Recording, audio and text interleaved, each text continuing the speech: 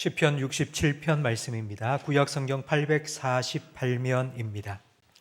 시편 67편 1절부터 7절까지 저와 성도님들 한 절씩 번갈아 가며 읽겠습니다. 하나님은 우리에게 은혜를 베푸사 복을 주시고 그의 얼굴빛을 우리에게 비추사 주의 도를 땅 위에 주의 구원을 모든 나라에게 알리소서. 하나님이여 민족들이 주를 찬송하게 하시며 모든 민족들이 주를 찬송하게 하소서. 모든 백성은 기쁘고 즐겁게 노래할지니 주는 백성들을 공평히 심판하시며 땅 위의 나라들을 다스리실 것임이니이다. 하나님이여 민족들이 주를 찬송하게 하시며 모든 민족으로 주를 찬송하게 하소서. 땅이 그의 소산을 내어 주었으니 하나님은 곧 우리 하나님이 우리에게 복을 주시리로다. 함께 읽습니다. 하나님이 우리에게 복을 주시리니 땅의 모든 끝이 하나님을 경외하리로다. 아멘. 1월 1일 어느 한 성도님이 핸드폰으로 사진을 한 장 보내오셨습니다. 그 사진이 무슨 사진인가 하면 5층 소그룹실에서 성도님들 가족들과 함께 모여서 찍은 사진이었습니다. 해맞이를 5층 소그룹실에서 성도들과 함께 했다고 하셨습니다. 우리 대구에서 제일 가까운 해맞이 명소가 포항 간절곶인데 올해 1월 1일에 15만 명이나 되는 많은 인파가 모였다고 합니다. 그러니까 코로나 이후에 최대 인파가 해맞이를 했다고 합니다. 사람들은 새해 첫날 늘 똑같이 떠오르는 해지만 1월 1일 날 떠오르는 해를 보면서 소원을 빕니다. 우리도 마음에 품은 소원이 있습니다. 성도 여러분, 여러분의 소원은 무엇입니까? 하나님께 그 소원을 이루어 달라고 계속하여 아마 기도하실 텐데요. 혹시 여러분 이런 생각은 해보셨습니까? 하나님의 소원은 무엇일까? 하나님은 무엇을 원하실까요? 디모데전서 2장 4절 말씀에 보면 하나님께서 무엇을 원하시는지 분명하게 말씀해 주십니다. 우리 함께 화면을 보며 읽겠습니다. 하나님은 모든 사람이 구원을 받으며 진리를 아는 데에 이르기를 원하시느니라. 아멘. 하나님께서 모든 사람 구원시키시면 되지 않습니까? 하나님께서 모든 사람이 진리를 알도록 만드시면 되지 않습니까? 하나님께서 모든 사람들을 교회를 다니도록 하시면 되지 않습니까? 근데 왜 하나님께서는 모든 사람이 구원받기를 원하시고 모든 사람이 진리를 알기를 원하신다고 말씀하실까요? 하나님은 능치 못하심이 없으십니다. 하나님이 말씀하시니 빛이 생겼습니다. 예수님께서 말씀하시니 풍랑이 잠잠케 되었습니다. 그러나 사람은 그렇게 대하지 않으십니다. 내가 문 밖에 서서 두드리노니 누구든지 내 음성을 듣고 문을 열면 내가 그에게로 들어가 그는 나와 더불어 나는 그와 더불어 먹으리라 말씀하셨습니다. 예수님께서는 우리의 문을 부수고 우리 마음속에 침투해 들어오지 않습니다. 우리가 문을 열기를 기다리고 계십니다. 하나님께서는 하나님의 마음을 우리에게 알려주시기 위해 편지를 써보내셨습니다. 연애 편지를 써보내셨는데 바로 성경입니다.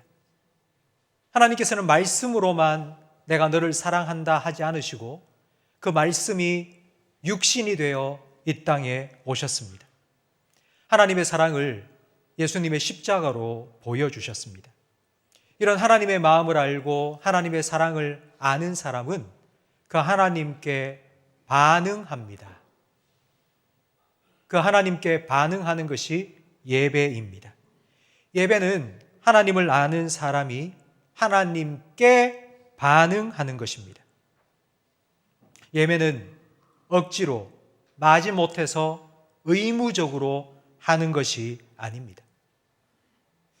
우리가 자녀에게 듣고 싶은 말, 자녀에게 들을 수 있는 최고의 말이 엄지손가락 척 세우면서 우리 아빠 최고예요, 아빠 사랑해요, 이 말 한마디면 세상을 다 가진 것 같지 않습니까? 하나님도 마찬가지이십니다.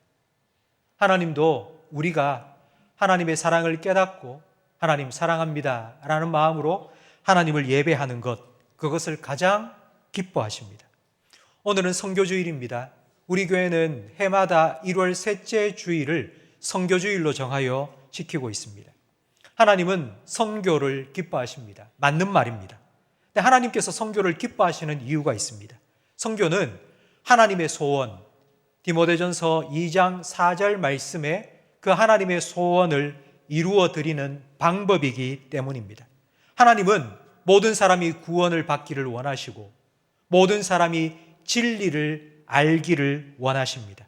그래서 구원을 받고 진리를 알고 하나님을 알고 예수님을 알고 그 하나님을 예배하고 찬양하기를 원하십니다. 바로 이런 선교와 예배의 목적이 오늘 본문 2절 말씀에 잘 나타나 있습니다. 함께 읽겠습니다. 주의 도를 땅 위에 주의 구원을 모든 나라에게 알리소서. 하나님이여, 민족들이 주를 찬송하게 하시며 모든 민족들이 주를 찬송하게 하소서. 이 세상에는 아직 하나님을 모르는 사람들이 참 많습니다. 그래서 선교가 필요합니다. 여기서 잠깐 선교와 전도의 차이에 대해서 한번 생각을 해 보려고 합니다. 우리나라 안에서 복음을 전하고 하나님을 전하고 예수님을 전하는 것을 우리는 전도라고 하고, 우리나라를 떠나서 다른 나라에 가서 복음을 전하면 선교라고 생각합니다. 지금 우리가 살아가는 이 시대는 글로벌 시대입니다. 전 세계가 하루 1일 생활권이 되었습니다. 글로벌 시대가 된 이 세상에서 선교의 개념도 많이 달라졌습니다. 지금 우리가 살아가고 있는 대구 땅에 우리가 조금만 밖에 나가서 길을 가다 보면 외국인들을 참 많이 만납니다. 가까이 있는 경북대학교에 가면 외국인 유학생들을 만날 수 있고요. 삼공단에 가면 외국인 근로자들 참 많이 있습니다. 그러면 외국인 유학생들 그리고 외국인 근로자들에게 예수님 믿으라고 성경 말씀을 전하는 것은 전도일까요? 선교일까요? 선교는 다른 나라에 가는 것만이 아니라 다른 문화권에 있는 사람들에게 복음을 전하는 것도 포함됩니다. 이 땅에 온 외국인들에게 복음을 전하는 것, 그것도 선교입니다. 선교는 전도보다 더 많은 에너지를 필요로 합니다. 만약 여러분의 자녀를 미국에 유학을 보냈다고 생각해 보십시오. 집에서 먹고 자고 학교를 다닐 때보다 외국에 유학을 보내면 훨씬 더 많은 수고와 재정이 필요합니다.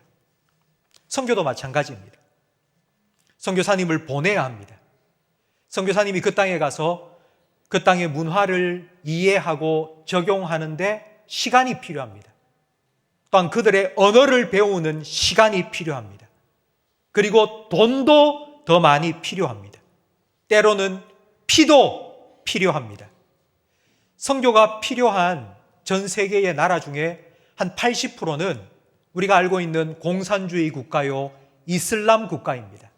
공산주의와 이슬람 나라에서는 기독교와 선교사를 박해하고 핍박하고 심지어는 죽이기까지 합니다. 이런 힘든 선교를 제일 먼저 시작한 사람은 누구일까요? 제1호 선교사는 누구일까요? 바로 예수님입니다. 예수님은 하늘나라에서 이 땅의 나라로 오셨습니다. 완전 다른 문화권으로 예수님께서는 오신 것입니다. 그리고 지금부터 140여 년 전 이 조선 땅에 선교사님들이 또한 찾아왔습니다. 그들은 미국, 캐나다, 영국, 호주와 같은 선진국에서 조선이라는 이름도 들어보지 못한 작고 가난한 이 나라에 왔습니다. 특히 이 조선 땅, 이 대구 땅에 동산병원의 전신인 제중원을 설립한 선교사님, 우드브리지 존슨 선교사님이 찾아오셨습니다. 그는 미국에서 28살 나이에 의사가 되었고요. 의사가 되자마자 아내인 이디스 존슨과 결혼을 하고 결혼한 지 몇 달 만에 이 조선 땅에 2달 동안 배를 타고 왔습니다. 그리고 대구로 찾아왔습니다. 그때에 이 조선은 지금처럼 한류가 있었던 것이 아닙니다. 지금 우리 나라 대한민국은 전 세계 어느 나라에서도 가보고 싶은 나라 중에 하나로 손꼽힙니다.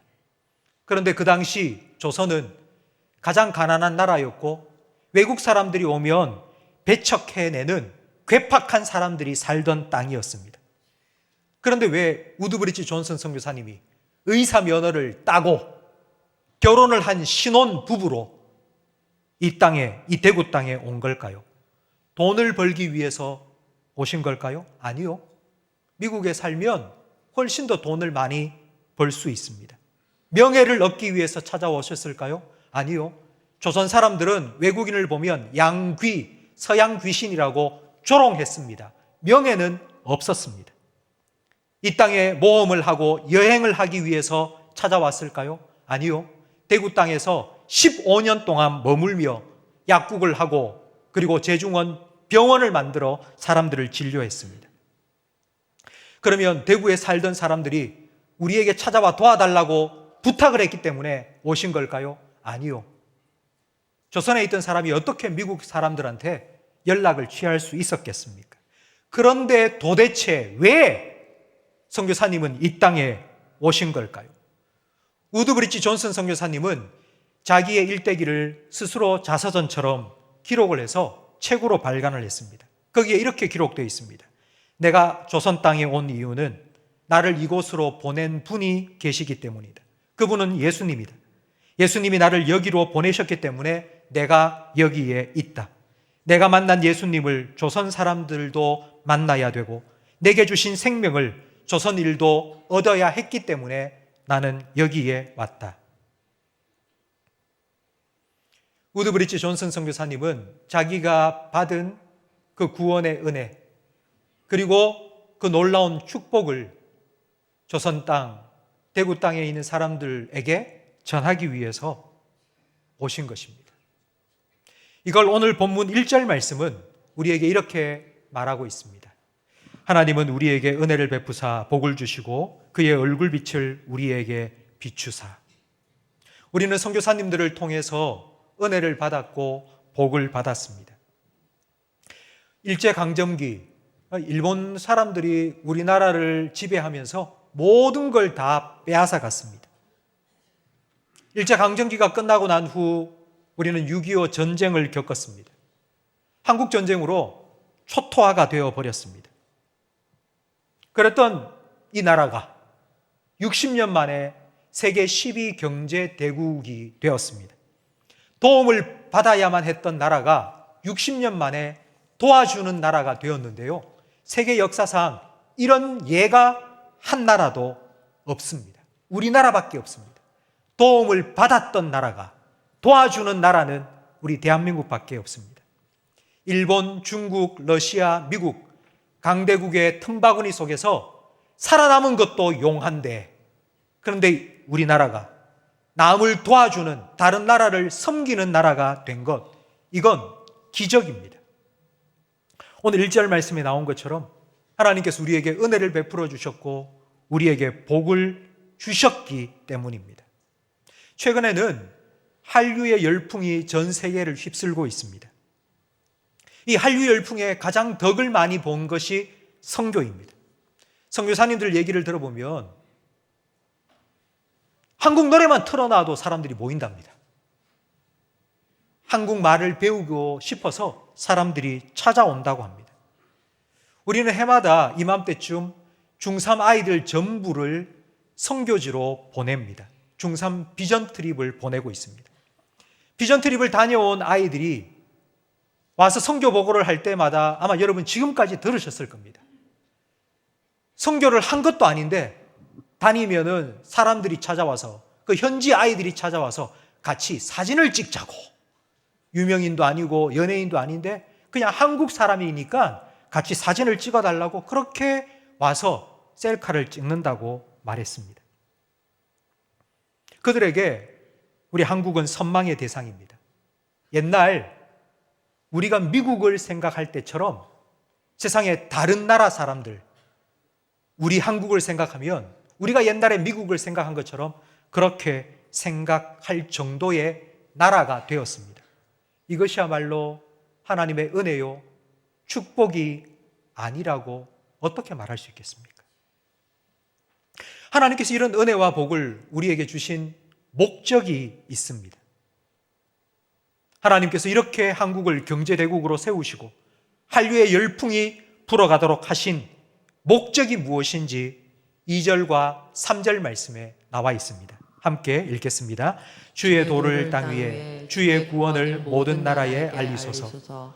하나님이여, 민족들이 주를 찬송하게 하시며 모든 민족들이 주를 찬송하게 하소서. 아멘.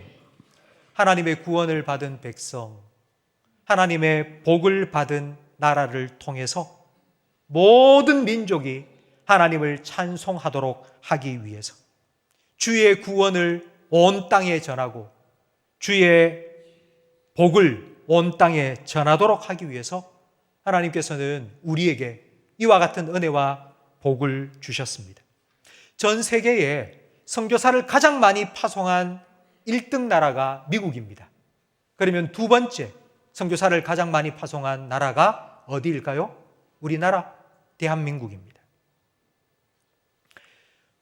우리나라에게 주신 하나님의 이 선교 한국의 비전, 이 선교 한국의 비전을 이루기 위해서 하나님께서는 우리에게 은혜 주시고 복을 주신 것입니다. 성도 여러분, 앞에서 우리는 하나님이 무엇을 원하시는지를 함께 생각해 봤습니다. 하나님은 모든 민족이 하나님을 알기를 원하시고 진리를 알기를 원하시고 하나님을 믿고 구원받기를 원하십니다.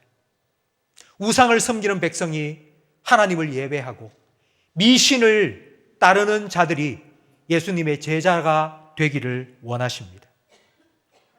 하나님은 이를 위해서 우리에게 은혜를 주셨고 복을 주셨습니다.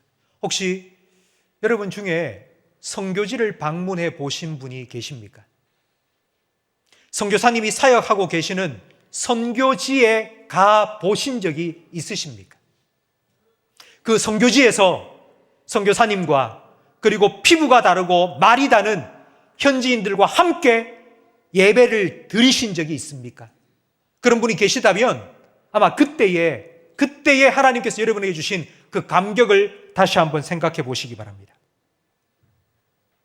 말이 다른데, 언어가 다른데, 피부색이 다른데 우리와 함께 하나님을 찬양하고 예배하는 그 시간, 저는 그런 마음이 들더라고요. 요한계시록에 예수님께서 말씀하신 마지막 때에 일어날 세상의 모든 나라와 백성과 민족과 방언들이 하나님과 어린 양 예수 앞에 함께 찬양하고 예배하는 그와 같은 일이 바로 이렇게 일어나지 않을까. 이렇게 하나님께서 우리의 선교를 통하여서 그 꿈을, 하나님의 소원을 이루어 가시지 않을까, 그런 상상이 되었습니다. 이를 위해서 예수님께서는 하나님의 마음과 하나님의 사랑을 우리에게 전해주시기 위해서 하늘의 보좌를 버리시고 이 땅에 찾아오셨습니다. 최초의 선교사로 예수님께서 우리에게 찾아와 주셨습니다. 예수님처럼 누군가 그들에게 찾아가야 하지 않겠습니까? 하나님께서 독생자 예수님을 우리에게 보내신 것처럼 우리도 누군가를 보내야 하지 않겠습니까? 그래서 우리는 세 분의 선교사님을 터키와 필리핀과 말레이시아에 보냈고, 그리고 10분의 선교사님의 사역을 기도로 물질로 돕고 있습니다.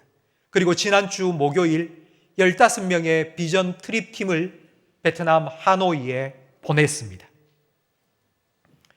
선교주의를 준비하면서 선교사님들에게 선교주일에서 우리 선교에 동참해 오신 성도님들에게 인사 말씀을 좀 보내주십시오 부탁을 드렸습니다. 그래서 선교사님께서 영상을 보내주시면서 특별히 부탁을 하셨습니다. 어떤 부탁을 하셨는가 하니 지난 한 해 동안 우리 교회가 교회 건축을 하느라 우리 성도님들이 참 많이 힘드셨을 텐데도 선교를 위해서 변함없이 후원해 주시고 기도해 주신 것 너무너무 감사하다고 우리 성도들에게 꼭 인사를 전해달라고 부탁을 하셨습니다. 지난 주일 우리가 재직회를 하면서 2025년 한 해 동안 교회 살림을 다 정리하고 보고를 했는데요. 교회 건축을 하고 있으니 일반 재정은 조금 줄어들었습니다. 그런데 선교 헌금은 98% 헌금을 해 주셨습니다. 거의 다 채워진 겁니다. 힘든데도 불구하고 선교를 위한 우리 성도님들의 마음이 얼마나 뜨거웠는지를 다시 한번 확인할 수 있었습니다. 2026년 한 해에도 계속하여 하나님의 소원을 이루어 드리는 우리 교회가 될 수 있기를 간절히 바랍니다. 하나님을 기쁘시게 하는 우리 모든 성도님들이 되시기를 주님의 이름으로 축복합니다. 2026년 한 해에도 기도하는 무릎 선교사, 그리고 물질로 후원하는 보내는 선교사로서 헌신하는 우리 모든 성도님들에게 하나님의 축복이 충만하게 임하기를 축원합니다.